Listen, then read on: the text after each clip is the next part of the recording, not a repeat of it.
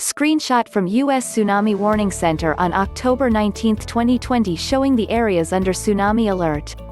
Residents of coastal Alaska, from Sandpoint to Kodiak, scrambled for higher ground and motored boats into deeper water Monday afternoon, after a magnitude 7.5 earthquake hit near Sandpoint triggered a tsunami warning.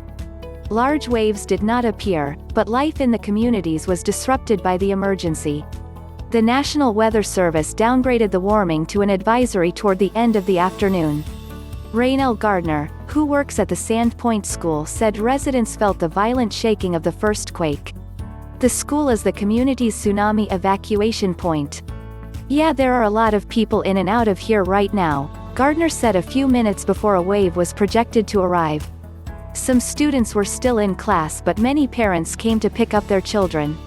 The National Tsunami Warning Center reported that a small tsunami, measured at 2 feet, had reached Sandpoint at 2:25 p.m. Waves that followed in other communities were similarly small. Austin Roof teaches at the school and is also general manager at the community's radio station, KSTP-AM. The community mostly evacuated to high ground, so it's hard to tell if any tsunami came, Roof said. The last earthquake there was a small, 1-foot tsunami that did happen, so it would have been really hard to tell if that had happened from where we were. Roof said this isn't the first time community members have been through the drill this year. "I guess from the last earthquake we're all kind of ready for it," he said.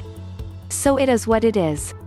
Maggie Wall, who works at KMXT in Kodiak, said she felt the earthquake from her home about 12 miles outside of town and drove in as the town's new tsunami warning sirens went off. As she drove in, Wall said she saw some smaller boats headed out to deeper water, though many stayed in the harbor. She said most people headed for higher ground near the town's high school. When she got there were lots of people milling around.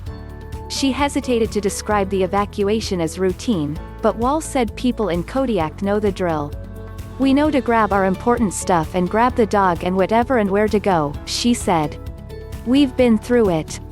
We've had a lot of practice runs." According to reports submitted by residents to the USGS, the earthquake was felt from Unalaska to the Kenai Peninsula. The Alaska Earthquake Center reported 10 aftershocks in the first hour after the quake, including 7 of magnitude 5 or greater.